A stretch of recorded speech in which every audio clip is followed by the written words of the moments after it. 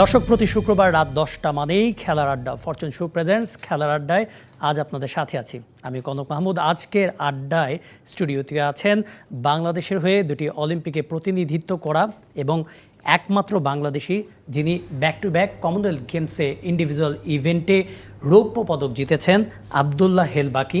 তিনি আছেন আমাদের সাথে আজকে স্টুডিওতে এবং আমাদের সাথে আছেন বিকেএসপির আরেকজন শিক্ষার্থী আবদুল্লাহ হেল বাকি। তিনিও বিকেএসপির স্টুডেন্ট ছিলেন এবং আমাদের সাথে যিনি আছেন দৈনিক সমকালের সিনিয়র সাংবাদিক সেকান্দার আলী। আপনাদের দুজনকে স্বাগত আমাদের স্টুডিওতে। ধন্যবাদ আপনাকে। ধন্যবাদ আপনাকে। দর্শক, আর কিছুক্ষণ পরেই পর্দা উঠতে যাচ্ছে প্যারিস অলিম্পিকে। 4 বছর পর পর আসে greatest show on the earth. এতগুলো দেশ একসাথে পার্টিসিপেট করে। এখানে 10,000-এর বেশি অ্যাথলিট এই এই আসরে অংশ নিচ্ছে এবং এই আসরটা ঘিরে কিন্তু যে সাজ রব পুরো প্যারিস জুড়ে, পুরো ফ্রান্স জুড়ে, আমরা সেই অলিম্পিকটা নিয়ে কথা বলবো আজকের আয়োজনে। এবং কথা বলবো যে এই আসরটা শুরুর আগে প্যারিস অলিম্পিক ঘিরে কি কি বিতর্ক ছিল, কি কি ঘটনা ঘটেছে, সেই ঘটনাগুলো নিয়ে আমরা কথা বলবো। একই সাথে এই যে বছর পর বছর যে অলিম্পিকগুলো হয়, আসরগুলো হয়, সেখানে বাংলাদেশি অ্যাথলিট তারাও কিন্তু অংশ নেন, কিন্তু সাফল্য কিন্তু এখন পর্যন্ত আসেনি, কোনো পদক এখন পর্যন্ত আসেনি। আদৌ কবে বাংলাদেশ অলিম্পিক থেকে পদক পাবে এবং সেই পদক পাওয়ার জন্য কি কি করতে হবে বাংলাদেশকে, সেগুলো নিয়ে কিন্তু আমরা একসাথে আলোচনা করব। যার কারণে কিনা আজকে আমরা আমাদের অতিথিদের আমন্ত্রণ জানিয়েছি এই বিষয়গুলো নিয়ে আলাপ করার জন্য। আমরা আলোচনায় শুরুর আগে একটু দেখে নিতে চাই আর কিছুক্ষণ পরে যে উদ্বোধনী অনুষ্ঠান, সেই উদ্বোধনী অনুষ্ঠান ঘিরে প্যারিসের শেষ মুহূর্তের প্রস্তুতিটা কেমন চলছে এবং সেখানে যে সেইন নদীর তীরে প্রথমবারের মতো কোনো একটা নদীর তীরে কিংবা নদীতে উদ্বোধনী অনুষ্ঠানটা হতে যাচ্ছে, যেটা কিনে এর আগে কোনো একটা স্টেডিয়ামে হতো, কোনো একটা ভেন্যুতে হতো, এবার সেটা হচ্ছে না এবং প্রথমবারের মতো কোনো একটা ওপেনিং সেরেমনি হবে অলিম্পিকের। সেই সেরেমনির প্রস্তুতিটা আমরা একবার দেখে আসতে চাই। আর মাত্র কয়েক ঘন্টার অপেক্ষা দ্য গ্রেটেস্ট শো অন আর্থের উদ্বোধনী অনুষ্ঠান আয়োজনের শেষ মুহূর্তের প্রস্তুতিতে ব্যস্ত প্যারিস। সেইন নদীর তীর ধরে চলছে ফিনিশিং টাচ। দর্শকদের সুবিধায় ক্ষুদ্র থেকে ক্ষুদ্রতর বিষয়গুলো খতিয়ে দেখছে আয়োজকরা। সেইন নদীর পাড়ে গ্যালারিগুলো সেজেছে নতুন রূপে। দর্শনার্থীদের যাতায়াত সহজতর করতে নেওয়া হয়েছে সকল ব্যবস্থা। নদীর পাড় ঘেঁষে প্রায় 6 কিলোমিটার এলাকা জুড়ে রাখা হয়েছে সরাসরি উদ্বোধনী অনুষ্ঠান দেখার সুযোগ। প্রথমবারের মতো স্টেডিয়ামের বাইরে হতে যাওয়া অলিম্পিকের উদ্বোধনী অনুষ্ঠানে 12 ভাগে পারফর্ম করবেন প্রায় 3000 শিল্পী। ধারণা করা হচ্ছে প্রায় 3 লাখ দর্শকের সমাগম হবে সেইন নদীর পাড়ে। আর সারা বিশ্বে প্রায় 3 বিলিয়ন মানুষ সরাসরি দেখবে 3 ঘন্টা 45 মিনিটের এই মহা আয়োজন। উদ্বোধনী অনুষ্ঠান দেখতে সাথে আনতে হবে কিউআর কোড সম্বলিত পারমিট। 6 কিলোমিটার এলাকায় প্রবেশ করতে পারবে না জনসাধারণের গাড়ি। আশপাশের মেট্রো স্টেশনগুলো বন্ধ রাখার ঘোষণা দিয়েছে আয়োজকরা। অনুষ্ঠান চলাকালে প্যারিসের আকাশ জুড়ে চলবে না কোনো বিমান।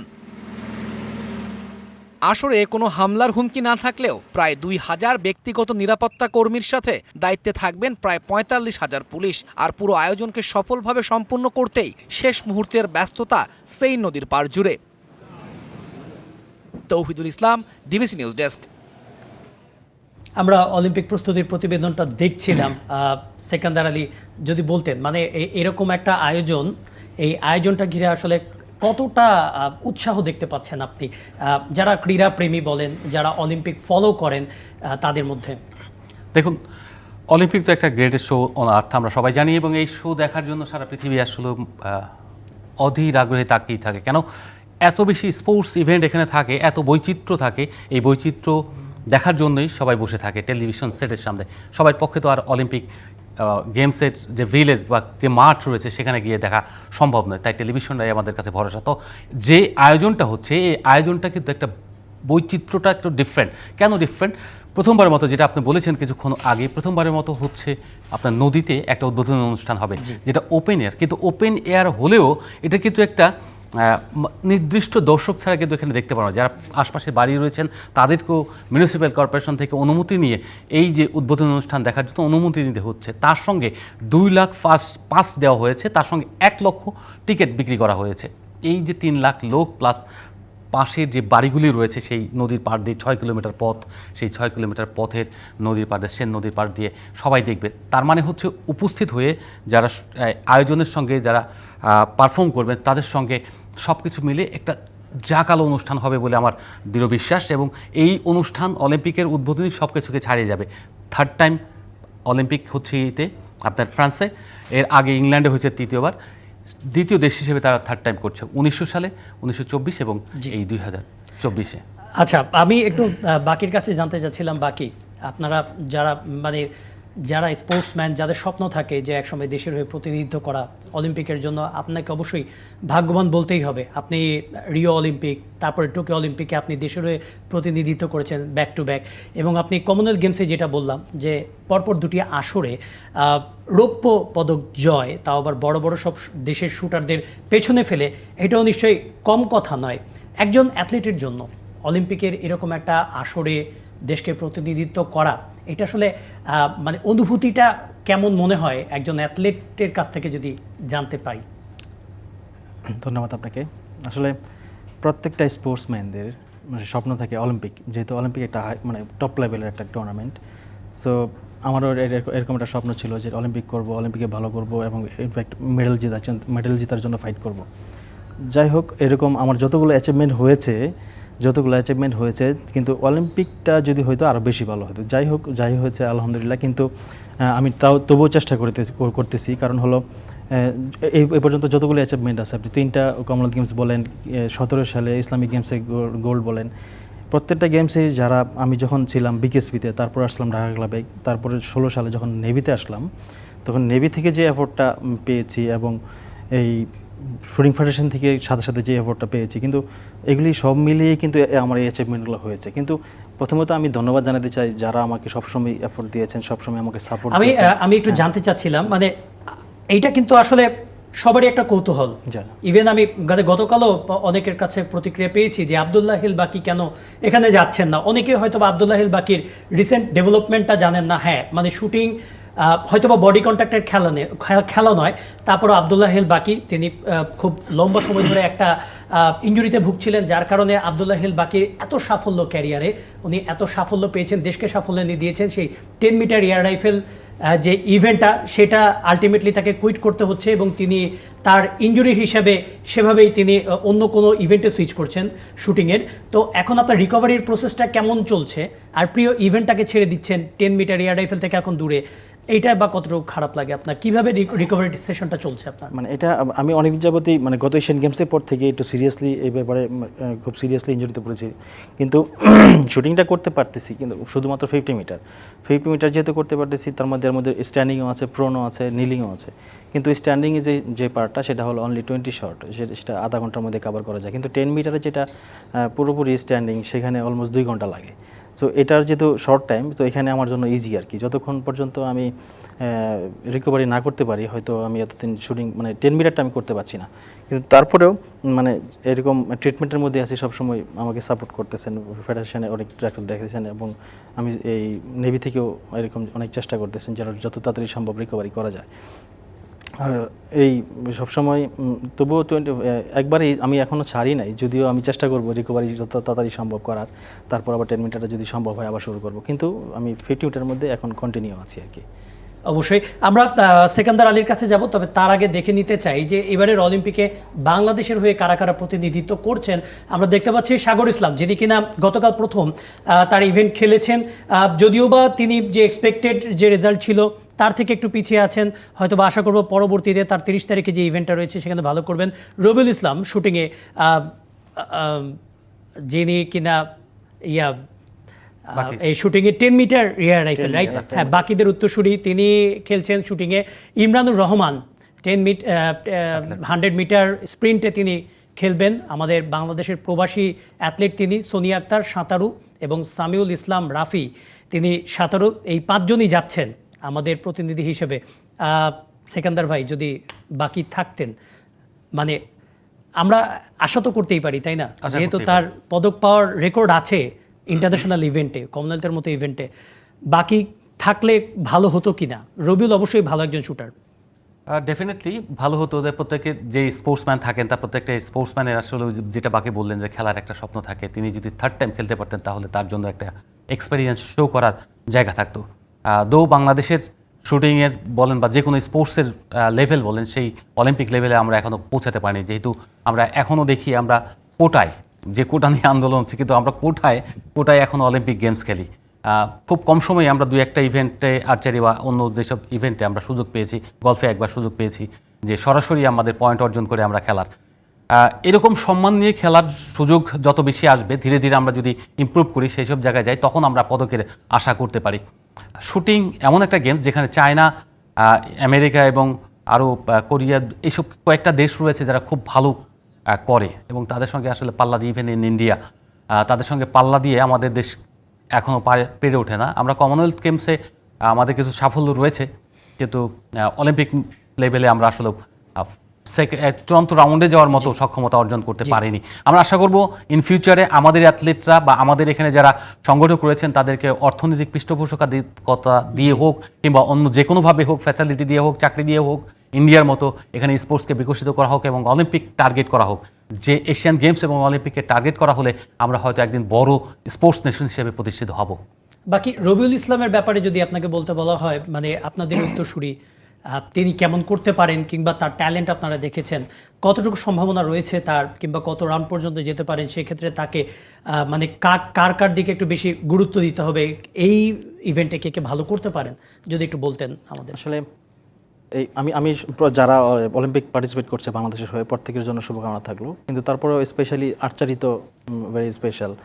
আর শুটিংয়ের ক্ষেত্রে যদি আমি বলি, যেটুকু আমার আইডিয়া আছে, যেটুকু ধারণা আছে, আমার কাছে মনে হয় যদি স্কোরের কথা বলি, সেটা হলো যেমন বেস্ট 8টা আমাদের ফাইনাল ধরা হয়।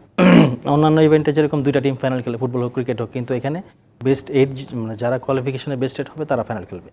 কিন্তু এখানে যে বেস্ট 8 যে স্কোরটা পরিমাপ করা হয়, যেরকম লাস্ট যতগুলি গেমস দেখেছি, সেটা মানে 629, 30 এরকম হলেই ফাইনাল খেলার সম্ভাবনা বেশি থাকে। তো রবিউল ইসলাম সেখানে অলমোস্ট মাঝে মাঝেই সেটা করে বাংলাদেশ। তো মাঝে মাঝে যেহেতু করে, মানে প্রায় সময় যেহেতু করে, তাহলে আমরা অলিম্পিক গেমসে বা একটা বড় গেমসে সেটা পার্টিকুলার ডেতে হিট করার একটা চান্স আমরা নিতেই পারি বা আশা করতেই পারি। সেক্ষেত্রে যদি বলি, তাহলে বুঝতেই তো পারছেন, যদি পার্টিকুলার ডেতে ও আল্লাহর রহমতে ওই বেস্ট শুটিংটা করতে পারে, আমার মনে হয় ফাইনালে চান্স পাবে এবং মেডেলের জন্য একটা ফাইট দেবে ইনশাআল্লাহ। একটা ব্যাপার যে আমরা অনেক সময় দেখি যে অভিনব বৃন্দ্রা যখন কথা উঠে, তিনি তো অলিম্পিকে গোল্ড জিতেছেন, ভারতীয় শুটার। এখন তার নিজেরই কিন্তু অনেক বড় একটা কোম্পানি রয়েছে, তিনিও কিন্তু অনেকে এখন মানে ট্রেনিং ফ্যাসিলিটিসটা প্রোভাইড করে থাকেন। তার রাইফেলও, আমার ধারণা রাইফেল ফ্যাসিলিটিস যেটা, সেটা উনি প্রোভাইড করে থাকেন। তার এগেনস্টে আপনি খেলেছেন, আসিফ ভাইও খেলেছে, কিন্তু এখন দেখা যাচ্ছে যে এরকম অনেকেই আছেন যাদের সাথে একসময় আমরা খেলি কমনওয়েলথ গেমসে, তাদেরকে আমরা পেছনে ফেলি। আপনিও এমন অনেককে পেছনে ফেলে কিন্তু সিলভারগুলো জিতেছেন। তারা কিন্তু অলিম্পিকে কিংবা অন্যান্য ওয়ার্ল্ড ইভেন্টে কিন্তু তারা ভালো করে, মানে তারা এগিয়ে যাচ্ছে। বাট শুটিংয়ে কিন্তু আমরা অনেক সময় দেখা যায় যে মানে একটা পর্যায়ে যে আটকে থাকি, আমাদের স্কোরগুলো সেখানে আটকে থাকে। এই জিনিসটা কেন হয়, আর এই জিনিসটা থেকে আসলে উত্তরণের উপায়টা কি? আমি আসলে শুটিং গেমটা তো অনেক এক্সপেন্সিভ গেম, আর এটার মধ্যে সবচেয়ে বেশি ইম্পর্টেন্ট হলো যে প্র্যাকটিস ফ্যাসিলিটিসটা আছে। শুধুমাত্র প্র্যাকটিস ফ্যাসিলিটিসই না, আপনি প্র্যাকটিসটা যখন আমি করি, রাইফেল বা shooting jacket, shoes, everything latest হইতে হয়। পিলেটসটাও একদম ব্যারেলের সাথে ম্যাচ হইতে হয়। তারপরেও এগুলো তো আছেই, প্রত্যেকটা ট্রেনিংয়ের ব্যাপার তো আছেই, কিন্তু তারপরেও হয় কি যে গেম পার্টিসিপেশনটা অনেক বড় একটা ইম্পর্টেন্ট ব্যাপার। আবার এই বিদেশে ট্রেনিং করাটা অনেক ইম্পর্টেন্ট ব্যাপার। যেরকম 2016 সালে যখন অলিম্পিক করি, তখন হয়তো আমার গেমসটা অনেকটা ভালো হয়েছে। সেই তুলনায় জাপানে যে টোকিও অলিম্পিকটা হয়েছিল অনেক খারাপ হয়েছিল, করোনাকালীন কারণে আমি ওরকম ট্রেনিংও পাই নাই। কিন্তু যেমন প্রথম কথাই ধরি, যখন ফেডারেশন কোনো গেমসে পাঠায় 1 জন বা 2 জন বা 3 জন, কিন্তু আমার কাছে মনে হয় কি এই টিমটা একটু বড় করা উচিত। যত বড় করাই হবে তত চান্সেসটা বেড়ে যাবে। আর যেমন ধরেন, আসলে এটাও টাফ, শুটিং ফেডারেশন অনেক চেষ্টা করতেছেন মানে বড় টিম পাঠানোর জন্য, কিন্তু টাফ কীভাবে বলি, সেটা হলো প্রত্যেকটা গেমসের জন্য বিভিন্ন, যেমন বাংলাদেশ নেভি আমার জন্য 16 সালে ভর্তি হওয়ার পরে, মানে প্রত্যেকটা গেমস বাদ দিয়ে, Asian games, Olympic games, Commonwealth games বাদ দিয়ে যতগুলি টুর্নামেন্টে আমি গিয়েছি, ওয়ার্ল্ড কাপ, সেটা এশিয়ান শুটিং চ্যাম্পিয়নশিপ বা বিভিন্ন ট্রেনিংয়ে, প্রত্যেকটা গেমসে বাংলাদেশ নেভি আমাকে অ্যাফোর্ড করছে, স্পেশালি ওনাদেরকে বিশেষ করে মহাসচিব স্যার, কোচ এবং যারা প্রত্যেকেই অফিসিয়ালসদেরকে আমি ধন্যবাদ জানাই এবং কৃতজ্ঞতা জানাই। কিন্তু এটা হলো অনেক ইম্পর্টেন্ট, যে আমি মূল কথা হলো যে পৃষ্ঠপোষকতা অনেক ইম্পর্টেন্ট, কিন্তু এটা শুধুমাত্র শুটিং ফেডারেশন, শুধুমাত্র বাংলাদেশ নেভি ক্লাব মানে একা একাই সম্ভব না। আমার কাছে মনে হয় এটা মানে অলিম্পিক অ্যাসোসিয়েশন এবং এই ক্রীড়া পরিষদ সবাই মিলে একটু যেন খেয়াল রাখা, প্র্যাকটিস ফ্যাসিলিটিসটা 100% কনফার্ম করা উইথ নিউ ইকুইপমেন্ট, ভালো ভালো ভালো প্লেয়ার্স, সব কিছুই লেটেস্ট। আর গেমসের পার্টিসিপেশনটা অনেক বাড়াইতে হবে এবং শুটারটা এই 2-3 জন থেকে 10 জন, 11 জনে, 12 জনে নিয়ে আসতে হবে, যেহেতু আমাদের ইভেন্ট অলিম্পিক ইভেন্ট অলমোস্ট 12টা এবং তারও বেশি যদি স্কিট ধরি, অন্যান্য ইভেন্ট ধরি। কিন্তু সেই ক্ষেত্রে তো আমাদের মাত্র 1-2 জন, কিন্তু আমাদের এই চান্সেসটা আমার মনে হয় বেশি নেওয়া উচিত। তো তাহলে বাংলাদেশ শুটিংটা বা স্পোর্টসটা অনেক ভালো পজিটিভ। অবশ্যই সেকেন্দার ভাই, মানে আমরা তো দেখলাম যে শাকিল আহমেদ তিনি পিস্তল ইভেন্টেও কিন্তু কমনওয়েলথে সিলভার জয় করেছিলেন, কিন্তু দেখা যায় যে অনেক সময় আমরা 10 মিটার এয়ার রাইফেল মানে খুব মুখস্থ কিছু ইভেন্টের উপর আমরা খুব বেশি নির্ভরশীল হয়ে পড়ি, অন্যান্য ইভেন্টে খুব একটা বেশি আমরা গুরুত্ব দিই না। যেমন 10 মিটার এয়ার রাইফেল ছাড়া আমরা পিস্তল কিংবা সে যেটা বললো ইভেন বাকি যে 50 মিটার রাইফেল ইভেন্টে আছে সেটা, কিংবা স্কিট শুটিংটা যদিও অনেক বড় ফ্যাসিলিটিসের ব্যাপার, এই জিনিসগুলোতে আসলে নজর দেওয়া উচিত কিনা, যেহেতু রাইফেলে আমাদের সম্ভাবনা আছে, যেহেতু কমনওয়েলথ গেমসের মতো ইভেন্টে যে 8টি পদক এখন পর্যন্ত এসেছে, প্রতিটি কিন্তু শুটিং ইভেন্ট থেকেই এসেছে, এছাড়া কিন্তু আর কোনো ইভেন্ট থেকে আসেনি। এইখানে কি আরও পার্টিসিপেশন বাড়ানো যায় কিনা আমাদের শুটারদের মেধার ভিত্তিতে? দেখুন, যে কোনো বিষয়ে আমাদের দেশের একটা প্রবলেম হলো যে জায়গায় সাফল্যটা পায় সেই জায়গায় সবাই ফোকাস করে এবং সেই ব্যক্তি বা সেই প্রতিষ্ঠানকে বা সেই ইভেন্টকেই তারা ধাবিত হয় এবং সেই দিকেই ছুটে সবাই। যেমন আপনার ধরেন সাকিব আল হাসান বাঁহাতি স্পিনার ছিলেন, তখন বাঁহাতি স্পিনার মানে প্রোডাকশন হতে থাকলো দেশে। সেম 10 মিটার এয়ার রাইফেল মানে আমরা এখানে সাফল্য পেয়েছি, মানে এখানে আমাদের সমস্ত সম্ভাবনা। আমরা যে বিকল্প আরও খুঁজবো, বিকল্প রিসার্চ করব, এই রিসার্চের জায়গাটা আমাদের মধ্যে নেই, আমাদের প্র্যাকটিসই নেই যে আমরা অন্য কোনো জায়গায় ভালো করতে পারি কিনা, যে ইভেন্টগুলোতে বিশ্বে কোন জায়গায় দুর্বল। 10 মিটার এয়ার রাইফেল তো সব মানে দেশে এই জায়গায় ফোকাস করে। আমি দেখতে পারি যে আমার মানে কনজিউম করার ক্ষমতা রয়েছে এবং আমি কত সহজে অ্যাচিভ করতে পারি, এইসব জায়গাগুলি আমরা ফোকাস করতে পারি কিনা, সেই সব জায়গা যদি বের করে, আপনি পিস্তলের কথা বললেন, এটা যদি দেখেন প্রোন ইভেন্ট যেগুলি রয়েছে সেই জায়গায় যদি দেখি, সেই জায়গায় যদি ইনভেস্টমেন্ট করে এবং বেশি বেশি খেলার কথা যেটা বললো, সেই বেশি বেশি খেলায় ফোকাস করা। এর জন্য অর্থনৈতিক একটা ব্যাপার থাকে। বাংলাদেশের স্পোর্টসের সবচেয়ে বড় সমস্যা হলো অর্থনৈতিক। এই অর্থনৈতিক মানে সীমাবদ্ধতার কারণে আসলে আপনার সাফ বলেন কিংবা এশিয়ান লেভেল যেটা হয়, আমরা এশিয়ান লেভেলটায় যদি বেশি বেশি পার্টিসিপেট করি, বেশি অ্যাথলিট পাঠাই, তাহলে আমাদের কমনওয়েলথ লেভেলটাও অ্যাচিভ করার সম্ভাবনা। এশিয়ান লেভেল তো অলিম্পিকের পরপরই কমনওয়েলথের চেয়ে বড়, কারণ এশিয়ান লেভেলে খেলে হলো চায়না, যেখানে ওয়ার্ল্ড চ্যাম্পিয়নরা, অলিম্পিক চ্যাম্পিয়নরা থাকে। MI correct? বাকি তো সেই জায়গা থেকে আপনি যদি এখানে বেশি অ্যাথলেট পাঠায় এবং বেশি ইনভেস্টমেন্ট করে এবং অন্য বিকল্প যে ইভেন্টগুলি রয়েছে সেখানে ফোকাস করে, তাহলে আমি ডেফিনেটলি আমরা এখানে অ্যাচিভ করতে পারি যে আমাদের অলিম্পিকে পদক না পেলেও ফাইনাল রাউন্ড পর্যন্ত কম্পিটিশন করবে এবং একটা সময় ঠিকই ওখানে পদক অর্জন করা সম্ভব হবে। এইভাবে যদি আপনি পরিকল্পিতভাবে এগোন। কিন্তু বাংলাদেশে পরিকল্পনার বড্ড অভাব এবং পার্টিসিপেশনের একটা মেন্টালিটি থেকে আমরা এখনো বেরিয়ে আসতে পারিনি। পার্টিসিপেশন ইজ আওয়ার গোল। অবশ্যই আমরা এই ব্যাপারে আর কথা বলবো, একটা বিরতি নিতে হচ্ছে আমাদের। দর্শক, ফরচুন শু প্রেজেন্টস খেলার আড্ডায় আজকে আলোচনা করছি আমরা প্যারিস অলিম্পিকের উদ্বোধনী অনুষ্ঠান নিয়ে এবং বাংলাদেশের এই অলিম্পিকে সম্ভাবনা নিয়ে আমরা আরও আলোচনা করব। একটা বিরতি নিতে হচ্ছে, আমাদের সাথেই থাকুন। স্বাগত আরেকবার ফরচুন শু প্রেজেন্টস খেলার আড্ডায়। আপনাদের সাথে আছে আমি কনক মাহমুদ, আর আমাদের সাথে এখন স্টুডিওতে আছেন বাংলাদেশের হয়ে দুটি অলিম্পিকে প্রতিনিধিত্ব করা, কমনওয়েলথ গেমসে ব্যাক টু ব্যাক সিলভার জয়ী বাংলাদেশের শুটার আব্দুল্লাহ হেল বাকি, এবং তার সাথে আছেন দৈনিক সমকালের সিনিয়র রিপোর্টার জনাব সেকান্দার আলী। আমরা কথা বলছিলাম প্যারিস অলিম্পিক নিয়ে, আর কিছুক্ষণ পরেই পর্দা উঠতে যাচ্ছে প্যারিস অলিম্পিকের, এবং মজার ব্যাপার কোনো স্টেডিয়ামে এই পর্দাটা উঠবে না। এই উদ্বোধনী অনুষ্ঠানটা হবে প্যারিসেরই সিএন যে নদীটা আছে সেখানে পর্দা উঠবে। বিশাল আয়োজন, প্রায় 3 থেকে 4 লাখ লোক একেবারে লাইভ সেটা অবলোকন করতে পারবে অনুষ্ঠানটা, এবং সব কিছুই একেবারে নদীর উপর দিয়ে হবে। মানে আমরা যেটা আয়োজন নিয়ে শুনতে পাচ্ছি নদীর উপরে, ইভেন আপনার অ্যাথলিটদের যে প্যারেডটা হবে সেটাও আপনার নদীর উপরে নৌকায় করেই হবে। বিশেষায়িত বেশ কিছু নৌকা প্রস্তুত আছে, যদি কোনো ডিটেলস থাকে সেকান্দার আলী তাহলে শেয়ার করতে পারেন। এখানে 94টা নৌকা প্রস্তুত করা হয়েছে। এই 94টা নৌকার মধ্যে 7000 অ্যাথলিট পার্টিসিপেশন ওখানে করবে। তারা মার্চ পার্স আমরা যেটা বলি মার্চ পাস্ট তো নর্মালি আমরা দেখেছি পায়ে হেঁটে মাঠে আসে এবং সেটা দেখতে পুরো মাঠ প্রদক্ষিণ আমরা এটা করাটা। দেখে জি। দেখেই অভ্যস্ত, কিন্তু এবার ব্যতিক্রম, তারা দাঁড়িয়ে থাকবেন, তারা নৌকায় থাকবেন, হাত নাড়াবেন, দুই পাশের মানুষ যারা দর্শক সমর্থক রয়েছেন তারা দেখবেন, সারা পৃথিবী তাদেরকে দেখবে। তারা এবার হাঁটবেন না, পরিশ্রম করতে হবে না, কিন্তু তাদেরকে সবাই দেখবে যে সুন্দর নিজেদের মধ্যে যে নদীর ভেতর দিয়ে যে যাওয়া, এখান দিয়ে কিন্তু এই নদীটার মধ্যে কিন্তু আপনার রেস হয়, বোট রেসিং হয়, এটার মধ্যে একটা স্পোর্টিং ব্যাপার আগে থেকেই ছিল। এবং এই যে সৌন্দর্য, এই নদী নিয়ে কিন্তু যে পরিবেশবাদী প্লাস সারা পৃথিবীর কিন্তু আপত্তি ছিল যে দূষণ, বিশেষ করে দূষণ দিয়ে, সেই জায়গা থেকে এই দূষণ পরিশুদ্ধ করা হয়েছে, অর্থাৎ দূষণ মুক্ত করা হয়েছে এই নদীকে। তার মানে কি পরিমাণে ব্যয় করতে হয়েছে এখানে, এটা বোঝেন। সেই ক্ষেত্রে শুধু তাই না, পরিশুদ্ধ যে হয়েছে সেটা প্রমাণ করার জন্য তাদের যে মেয়র রয়েছেন, সেই মেয়র পানিতে নেমেছেন, নদীতে নেমেছেন, সাঁতার কেটেছেন, তার সঙ্গে সরকারি কয়েকজন বড় কর্মকর্তা, তারা নেমে প্রমাণ করেছেন পানি বিশুদ্ধ হয়েছে। তারপরে পৃথিবী মেনে নিয়েছে, yes it is fresh water. ওটাই শুধু নয়, এই অলিম্পিক ঘিরে তো আমরা অনেক কিছু দেখছি, এই ব্যতিক্রম, এই যে সৌন্দর্য, আমি বিশ্বাস করি যে ওয়াটার ওয়ার্ল্ড, মানে সিনেমা দেখেছি আমরা, এবার অলিম্পিকের উদ্বোধন অনুষ্ঠান the water world, the greatest show in earth in the water world.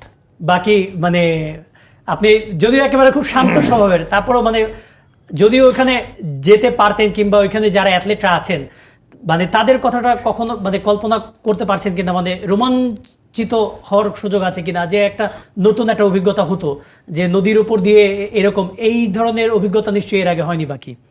না, নদীর উপরে 2010 সালে যে এশিয়ান গেমসটা ছিল চায়নাতে, সেটা নদীর উপরে ছিল, বাট পানিতে ছিল না, সেটা নদীর উপরে একটা স্টেজের মতো করা হয়েছিল বা মাঠের মতোই করা হয়েছিল। কিন্তু এটা আসলে একটা ব্যতিক্রম ধর্মের, কারণ সবসময় তো আমরা মার্চ করে বা হেঁটে ঢোকার একটা অভ্যাস ছিল, বা সবসময় ওপেনিংয়ে যাই, কিন্তু এটার মধ্যেও একটা আনন্দ ছিল, বা এটার মধ্যেও একটা ভালো একটা মানে একটা এনজয়মেন্ট ছিল। কিন্তু এটা যেহেতু নতুন একটা ব্যাপার, পানিতে নৌকায় করে যাওয়া, আসলে এটা আমার মনে হয় সবার জন্য এক্সাইটিং হবে এটা।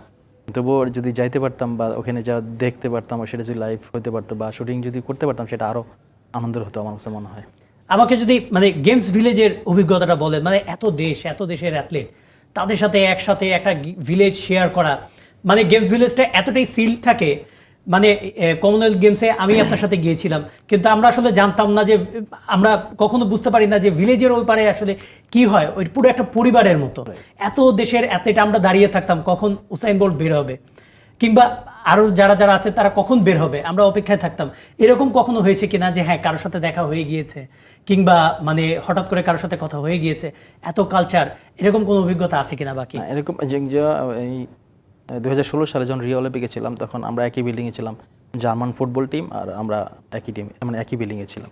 তো ওই ফুটবল টিমের সাথে সবসময় দেখা হয়েছে। মানে যখন আপনাদের জানেনই যে যখন খাওয়া দাওয়া হয় স্পেশালি সবাই একসাথে একই ডাইনিংয়ে খায়, আর অলওয়েজ তো ডাইনিং অ্যাক্টিভ থাকে। তো সেক্ষেত্রে দেখা হয়, অনেকের সাথে দেখা হয়, যেমন টেনিস প্লেয়ার নাদালের সাথে দেখা হয়েছিল, শেরনার সাথে দেখা হয়েছিল। তো এরকম মাঝে মাঝে ছবি তোলার চেষ্টা করেছি বা কথা বলার চেষ্টা করেছি, আমার সাথে আরও যারা বাংলাদেশে ছিল সবার সাথে কথা বলার চেষ্টা করেছি। ওইখানে তো সবাই মানে ওখানে তো সবাই ফ্যান হওয়ার পরেও সবাই তো স্পোর্টসম্যান, সো সবাই সবার সাথে কথা বলে, আমিও চেষ্টা করেছি, সবাইও কথা বলে। তো এটা অন্যরকম একটা আনন্দের ব্যাপার। আর সবাই যেহেতু একসাথেই থাকে, যেখানেই যান, বিকেলে ওয়ার্ম আপ করতে বের হবেন বা একটু নাস্তা করতে বের হবেন বা একটু হাঁটতে বের হবেন, যে কোনো কারণে দেখবেন আশেপাশে স্টাররাই করতেছে সবাই, যারা সব বেস্ট লেভেলের প্লেয়ার সবাই স্পেশালি যারা অলিম্পিক করে, আমার মনে হয় সবাই স্পেশাল। কারণ একটা সিলেকশনের মাধ্যমে মানে একটা সিলেকশনের মাধ্যমে তারা কোটা নিয়ে যায়, তার মধ্যে যদি ওয়ার্ল্ড কাপের মধ্যে যায়, সেটাও বিভিন্ন গেমসের রেজাল্ট অনুযায়ী চান্স পেতে হয়। সো আমার মনে হয় সবাই ওখানে স্পেশাল, আর সবাই সবার প্রতি একটা দেখা হয়, কথা বলা হয়, সত্যি এটা অনেক আনন্দের, মানে অনেক মজার ব্যাপার। অবশ্যই মানে দারুণ একটা অভিজ্ঞতা। সেকেন্দার আলী, আসলে আপনাকে একটু অন্যরকম প্রশ্ন করতে যাচ্ছিলাম, এই অভিজ্ঞতা কিংবা অংশগ্রহণের যে অর্জন, সেটাকে কিন্তু অনেক সময় মাপকাঠি ধরে আমাদের বাংলাদেশ থেকে যায়। আমরা আর্চারি কিংবা শুটিংয়ের যে ইভেন্টগুলো আছে সেগুলো বাদ দিয়ে অন্যান্য যে ইভেন্টগুলো, যেমন আমি যদি বলি যে সাঁতার, আমরা সবসময় শুনি যে একটাই লক্ষ্য থাকে হিটের সেকেন্ড রাউন্ডে যাওয়া। হ্যাঁ, অনেক কম্পিটিশন হয়, তার কারণে ইভেন স্প্রিন্টেও ইমরানুর রহমান তিনি কিন্তু গতবারও পার্টিসিপেট করেছিলেন, কিন্তু সেকেন্ড হিট পর্যন্ত যাওয়াটাই অনেক বড় অ্যাচিভমেন্ট ধরা হয়। মানে এই অ্যাচিভমেন্টগুলোর থেকে আমরা কবে পরিত্রাণ পাবো, কিংবা এই অ্যাচিভমেন্টগুলোর পরের অ্যাচিভমেন্টগুলো জন্য আমরা কবে আসলে টার্গেট করে যেতে পারবো অলিম্পিক, নাকি আমাদের জন্য সারা জীবন মানে এইটাই শুনতে হবে যে অভিজ্ঞতা অর্জনের জন্য যাচ্ছি, কারণ অনেক ছোট ছোট দেশ কিংবা আমাদের থেকে ফ্যাসিলিটিসে অর্থনৈতিক মাপকাঠিতে অর্জনে পিছিয়ে থাকা অনেক দেশও তারা কিন্তু পদক পাচ্ছে অলিম্পিকে। আমরা কেন পিছিয়ে রয়েছি? আমরা কবে পাবো? দেখুন, আমরা জাতিগতভাবে স্পোর্টই না। প্রথমত আমাদের এখানে স্পোর্টস করার জন্য সবাই মুখিয়ে থাকে না, যে স্পোর্টস ছেলে মেয়েদেরকে এখন আর স্কুলে খেলতে পাঠানো হয় না, যে লেখাপড়া করবে তারপরে বুকিশ তারপরে দিতে যাবে, কোচিংয়ে যাবে, এইভাবে তৈরি করা হয়। ওই ওয়েটাই নাই actually। ওইটাই নাই। আর যেসব জায়গায় রয়েছে সেসব প্রতিষ্ঠান থেকেও তাদেরকে ইন্টারন্যাশনাল লেভেলে গড়ে তোলার জন্য যে মানদণ্ড এবং কেফ মানে আকাঙ্ক্ষা, ক্ষুধা, সেই ক্ষুধাটা আমাদের মধ্যে খুব কম। সবচেয়ে বড় কথা, আমরা যেদিন এশিয়ান গেমসে পদক অর্জন করব, যেই সময়টা অর্জন করব, সেই সময় বুঝতে পারবো যে আমরা অলিম্পিকে যে কিছু করার স্বপ্ন দেখতে পারি। তো এই জন্য তা কী করতে হবে, আমাদেরকে তৈরি করতে হবে। তৈরি করার জন্য রাষ্ট্রীয় পৃষ্ঠপোষক, সরকারি বলবো না, রাষ্ট্রীয় পলিসি থাকতে হয় এবং রাষ্ট্রীয় পৃষ্ঠপোষকতা না থাকলেও রাষ্ট্রীয় পৃষ্ঠপোষকতা সরাসরি করতে পারে। আর একটা হলো স্পন্সর ম্যানেজ করার মাধ্যমে অর্থনৈতিকভাবে স্বাবলম্বী করে, মানে ফান্ড করে তারপরে এটাকে তৈরি করতে পারে। তার জন্য লং ট্রেনিং দেশের ভেতরে হতে পারে, বিদেশে হতে পারে। বিদেশি প্রশিক্ষক এনে করা যেতে পারে, আবার বিদেশে নিয়ে গিয়ে করা হতে পারে। সবচেয়ে দুঃখজনক হলো আমাদের ভালো কোনো অ্যাথলেট তৈরি হলো সেই অ্যাথলেট থাকে না। কেন থাকে না?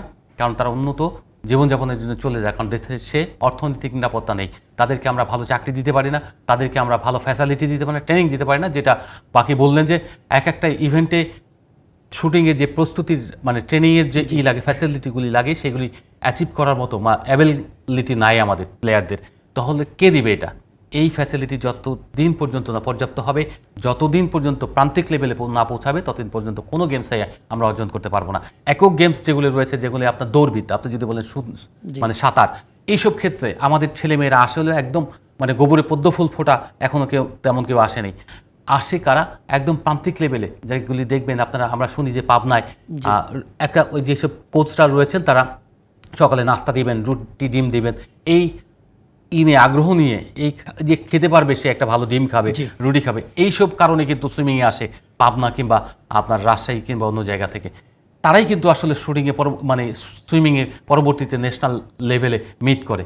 কিন্তু মধ্যবিত্ত, আমরা যেটা বুঝি, মধ্যবিত্ত থেকে যখন স্পোর্টসম্যান তৈরি হবে, সেই মধ্যবিত্ত পরিবারের ছেলেমেয়েরা যখন উঠবে, তাদের মধ্যে যে শারীরিক সক্ষমতা থাকবে, সেদিন তারা খুব ভালো করবে। আমি আশা করি বাংলাদেশের সেই জায়গায় আহ্বান জানাবো যে বাংলাদেশে যারা নীতি নির্ধারক রয়েছেন তারা যেন এই প্ল্যানটা নেন। 10 বছর, 20 বছর, 15 বছর, 10 বছর প্ল্যান থাকলে সেটা প্ল্যান কিন্তু আপনার নেওয়া হচ্ছে। না, বিষয়টা execute এমন করতে যে হবে। না আমি বলি, অনেক সময় আমরা দেখা যায় যে আমরা যেই গাছে পানি দেওয়ার দরকার সেই গাছে পানি দিই না, পানি দিচ্ছে অন্য গাছে। এমন কিছু স্পোর্টস আছে, ডিসিপ্লিন আছে, আপনি একমত হবেন হয়তোবা, মানে যারা কিনা এশিয়ান গেমসে খেলার মতো যোগ্যতা অর্জন করতে পারছে না, সাব গেমসেও খেলছে না, কিন্তু তাদের জন্য অনেক টাকার মতো বরাদ্দ রাখা হয় প্রতি বছর। কিন্তু যেসব স্পোর্টস, স্পেশালি শুটিং কিংবা হকি কিংবা যেগুলো কিনা আমরা এর আগে সাফল্য পেতে পারি দলগত এবং ইন্ডিভিজুয়াল, সেখানে আমাদের বরাদ্দ থাকে না। এইটা কেন? এটা হচ্ছে আমাদের মানে নীতি নির্ধারকদের ফ্যাসিনেশনের জায়গা না। তারা যেটা পছন্দ করেন, তাদেরকে যে লবিং করে তাদেরকে সাকসেস হতে পারেন, এবং লবিং বিহাইন্ড দ্য কিছু ব্যাপার থাকে। সেই ব্যাপারগুলো একসময় আমি যখন পত্রিকাতে চাকরি করতাম, আরও পত্রিকাতে, তার মাঝখান তো টেলিভিশন চলে এসেছিলাম, তো ওই সময় আমি কিছু নিউজ করেছিলাম যে কি থাকে, পোর্শন দিয়ে তারপরে আপনার টাকা তুলতে হয়। এই যে মানে সিস্টেম, এই সিস্টেমেই কিন্তু আপনার মানে সব কিছু শেষ করে দেয়। আপনার হকির মতো জায়গায় যদি ইনভেস্টমেন্ট করেন, হকি খুব দ্রুত ওয়ার্ল্ড লেভেলে খেলবে এবং অলিম্পিক লেভেলেও ভালো প্রতিদ্বন্দ্বিতা করবে, বিকজ অফ আমাদের অ্যাজিলিটি এবং ফ্লেক্সিবিলিটি যেটা রয়েছে, সেগুলি অন্য অনেক দেশের প্লেয়ারদের মধ্যে নেই। আমাদের কিন্তু ফ্লেক্সিবিলিটি খুব ভালো, অ্যাজিলিটি ভালো, আমরা মুভমেন্ট ভালো। দেখবেন হকিতে একটা লেভেল পর্যন্ত গিয়েছিল, কিন্তু তারপরে আর নেই। 1-2 বছরে একটা লিগ হয়, সেই দেশের হকি আর কি ডেভেলপ করবে, অলিম্পিকে কি খেলবে? এরকম অনেকগুলি প্রতিষ্ঠানে, প্রত্যেকটা জায়গায় স্পোর্টসের এই রকম রয়েছে। নীতি নির্ধারকরা রুলস করেন, রুলস করার পরে কি করতে হবে সেখানে আর যান না। সেটাই, মানে জ্যেষ্ঠ প্রতিবেদক দৈনিক সমকালের জনাব সেকেন্দার আলী এটা খুব সত্যি কথা বললেন। নীতি নির্ধারণী পর্যায় থেকে দেখতে হবে যে কোন কোন গেমসকে, কোন কোন ডিসিপ্লিনকে বেছে বেছে আমরা গুরুত্ব দিব। শুটিং যারা কিনা অনেক সময় স্পন্সরের জন্য হাহাকার করে, অন্যান্য ইভেন্ট, সেখানে অন্যান্য ইভেন্ট যারা পিছিয়ে রয়েছে তারা কিন্তু বেশ ভালো একটা বরাদ্দ পেয়ে থাকে সরকারের, কিন্তু তার বিনিময়ে উন্নতি এরকমটা হয় না। আমরা একটা বিরতি নিচ্ছি, তারপরে ফিরে আমাদেরকে আরও কথা বলতে হবে প্যারিস অলিম্পিক নিয়ে। ফরচুন শু প্রেজেন্টস খেলার আড্ডা একটা বিরতি নিচ্ছি, সাথে থাকুন। স্বাগত আরেকবার ফরচুন শু প্রেজেন্টস খেলার আড্ডায়। আমরা কথা বলছিলাম প্যারিস অলিম্পিক নিয়ে আর কিছুক্ষণ পরে কিন্তু পর্দা উঠতে যাচ্ছে গ্রেটেস্ট শো অন আর্থের, এবং এই আয়োজন নিয়ে কিন্তু আমরা কথা বলার জন্য নিয়ে এসেছি আমাদের স্টুডিওতে দুইবারের অলিম্পিয়ান আব্দুল্লাহ হেল বাকিকে, যিনি বাংলাদেশের শুটার এবং তিনি কি কমনওয়েলথ গেমসেও কিন্তু পদক জিতেছেন। তার সাথে আছেন দৈনিক সমকালের জ্যেষ্ঠ প্রতিবেদক জনাব সেকেন্দার আলী। আপনারা কথা বলছিলেন প্যারিস অলিম্পিক নিয়ে, তবে আমরা বাংলাদেশের সম্ভাবনা নিয়েও কথা বলছিলাম। এর মাঝে একটু কথা বলতে চাই, প্যারিস অলিম্পিকের এই আসরটাকে ঘিরে কিন্তু অনেক বিতর্ক গত কদিন ধরে, যদিও বা বাকি মানে বিতর্কিত জিনিসগুলি নিয়ে খুব একটা বেশি আলাপ, কোথায় একেবারে শান্ত মানুষ, কি করব বিতর্কিত বিষয় নিয়ে আলাপ করব। সেকান্দার ভাইকে একটু জিজ্ঞেস করতে যাচ্ছিলাম যে বিতর্ক যদি বলি, এই যে আজকে যে ঘটনাটা ঘটলো আপনার প্যারিসের মেট্রোতে ট্রেনে যে হামলাটা হলো, এটা তো মানে প্রত্যেক অলিম্পিকে কিন্তু কিছু কিছু থ্রেড থাকে, কিন্তু এরকম একটা হামলার ঘটনা ইভেন কারা করেছে এইটা এখন পর্যন্ত Identified হয়। আনফোল্ড করা হয়নি, ইভেন মানে হয়তো বা আইডেন্টিফাই করা যায়নি। এবং তার কদিন আগে কিন্তু একটা জঙ্গি সংগঠন থেকে কিন্তু আপনার থ্রেটও এসেছিল। সব কিছু মিলিয়ে কি মনে হচ্ছে, মানে এই অলিম্পিকটাকে কি নিরাপদ বলা যায় কিনা? ডেফিনেটলি নিরাপদ। কেন নিরাপদ তা আমি এই জন্য বলি যে অলিম্পিক যে জোনে হবে সেই জোন কিন্তু একদম সিকিউর জোন। যেখানে হামলা হয়েছে সেটা কিন্তু একটু বাইরের জোন। দেখুন আপনার দেশের অনেক জায়গায় হয়তো নেটওয়ার্কের রেল নেটওয়ার্ক যেটা সেটা হয়তো ব্যাহত হয়েছে এবং ক্ষতিগ্রস্ত হয়েছে, এবং এইটাকে বিশ্বকে, এদের যারা হামলা করেছেন তাদের আগুন দিয়েছেন তাদের কিন্তু লক্ষ্য ছিল একটা বিশ্বকে বার্তা দেওয়া যে কোনো কিছু হতে পারে, আতঙ্ক তৈরি করা। সে আতঙ্ক থেকে এদেরকে কিন্তু আরও বেশি সতর্ক করেছে। সারা পৃথিবীতে অনেক দেশ থেকেই, ইন্ডিয়া থেকে গিয়েছে, কাতার থেকে গিয়েছে নিরাপত্তা সহযোগী হিসেবে, তারা ওখানে কিন্তু নিরাপত্তার দায়িত্বে থাকবে। তো তার সঙ্গে বিশেষায়িত ডগি স্কোয়াড যারা ইন্ডিয়া থেকে গিয়েছে এরকম আমরা দেখেছি। তো সেই ক্ষেত্রে নিরাপত্তা নিয়ে আমার মনে হয় না গেমসে কোনো সমস্যা হবে। এরকম থ্রেট সবসময় থাকে, সবসময় আমরা দেখেছি এবং পড়েছি নিউজ। কিন্তু মানে বিতর্কগুলো যেমন এই যে একটা ঘটনা, তার আগে আপনার ইসরায়েল বিরোধী একটা আন্দোলন হয়েছে, তারপরে আপনার আর্জেন্টিনা ফুটবল দল তারা একটা অভিযোগ করেছে যে তাদের যে ট্রেনিং ফ্যাসিলিটি সেখানে নাকি অনেক ফুটবলার অনেক কিছু খোয়া গিয়েছে, চুরি গিয়েছে। এগুলো নিয়ে কি বলবেন? এটা হলো প্যারিসের একটা মানে নিত্য নৈমিত্তিক ব্যাপার, বৈশিষ্ট্য। আপনার বৈশিষ্ট্য। যখন মেসিরা ওখানে খেলে, জি। যখন ইতে ছিলেন আপনার প্যারিস টিমে ছিলেন, জি।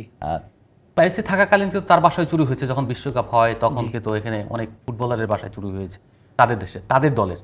তো এটা হলো প্যারিসের নতুন কোনো ঘটনা নয়। তাদের ট্রেন থেকে সবচেয়ে লেটেস্ট যেটা হচ্ছে তাদের এই যে অলিম্পিক গেমসের যে ডিজাইন করা, সে এটা নিয়ে যে উদ্বোধনী অনুষ্ঠান থেকে শুরু করে সব কিছুর যে ইঞ্জিনিয়ার করেছিলেন, তার ল্যাপটপটাও কিন্তু খোয়া গিয়েছিল আপনার তার ব্যাগ থেকে ট্রেনে, মেট্রোতে স্টেশন মানে মেট্রো বদল করতে গিয়ে। তো সেইটা ল্যাপটপ মানে কম্পিউটার উদ্ধার করার পরে তিনি আবার এটা কাজ শুরু করতে পেরেছেন। তাহলে বোঝেন আপনার কী অবস্থা। ও মেট্রো কিংবা রেল কিংবা বাস যেখানে যাতায়াত করেন সেখানে আপনাকে ঢাকার চেয়েতেও অনিরাপদ মনে হবে, যে কোনো সময় আপনার জিনিসপত্র খোয়া যেতে পারে, আপনাকে সতর্ক থাকতে হবে। কারণ ওখানে অনেক বাইরের অনেক বেশি অভিবাসী রয়েছেন এবং যারা ওখানে নিয়মিত কাজ করেন না বা কাজ পান না, এরকম অনৈতিক কাজগুলিতে তার জড়িয়ে পড়েন।